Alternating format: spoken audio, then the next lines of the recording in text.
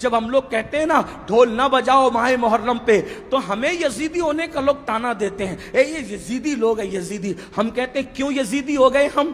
ہاں ہمارا حال تو یہ ہے کہ ہمیں ناسبی اور خارجی اہل بیت کا ذکر سن کے ہمیں رافضی کہیں، اور آپ کو ڈھول کے لیے منع کریں تو آپ ہمیں یزیدی کہیں. بہت اچھی بات ہے، آپ کے اپنے معاملات ہیں، مگر یاد رکھنا اللہ کی عدالت میں تمہیں بھی منہ دکھانا ہے اور ہمیں بھی کھڑے ہونا ہے.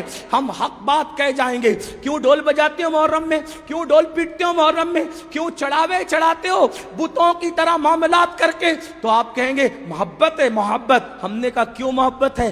جن کی شادیوں میں ڈھول نہیں بجے ان کی شہادتوں پہ ڈھول بجاتے ہو بے شرمو. آپ بتائیں مجھے کوئی ثابت کر سکتا ہے امام حسن کے نکاح پہ ڈھول بجا، امام حسین کے نکاح پہ ڈھول بجا؟ جن کی شادیوں میں ڈھول نہیں بجے ان کی شہادت پہ ڈھول بجانے کا جگر لاتے کہاں سے ہو؟ کہا نہیں نہیں یہ عشق اور محبت ہے. ہم نے کہا اگر یہی عشق و محبت ہے، اگر یہی تقاضۂ محبت ہے کہ علی اکبر کے جسم کے جس دن ٹکڑے ہوئے ہوں، جس دن اللہ اکبر امام حسین کے سر کو نیزے پہ اٹھایا گیا ہو، جس دن بیویوں کی چادریں چھینی گئی ہو، اگر اسی دن ڈھول بجانا تقاضۂ محبت ہے، اللہ کسی کو وہ دن نہ دکھائے جس دن تیرے بیٹے کا ایکسیڈنٹ ہو اور تیرے بیٹے کا جوان بیٹے کا جنازہ اٹھ رہا ہو، اس وقت تو ڈھول بجانا.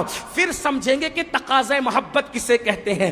تیرے جوان بیٹے کے لاشے پر تجھے ڈھول بجانے کی ہمت نہیں ہوتی اور ہم شبیہ پیمبر کے جگر کے ٹکڑے کیے گئے، اس دن تم ڈھول بجا کر محبت کی علامت قرار دیتے ہو.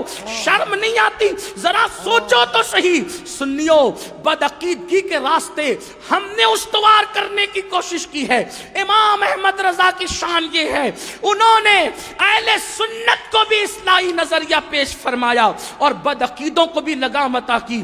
کم نصیبی یہ ہے ہم نے بدعقیدوں کے معاملے میں اعلیٰ حضرت کا موقف تو پیش کر دیا، لیکن اہل سنت کی اصلاح کے لیے انہوں نے جو باتیں پیش کی کہ ہم نے اس کی ہمت کی، اس لیے کہ ہم تو سوچتے ہیں فلاں صاحب ناراض ہو جائیں گے، فلاں صاحب. یاد رکھو قرآن کہتا ہے واللہ ورسولہ احق ان یرضوا، اللہ اور اس کے رسول زیادہ حقدار ہیں کہ ان کو راضی کیا جائے. لوگ رزاق نہیں ہیں، رزاق اللہ ہے. اس لیے سنیوں میری قوم کے جوانوں، امام نے جو پیغام دیا ہے اس دونوں کو سینے سے لگاؤ.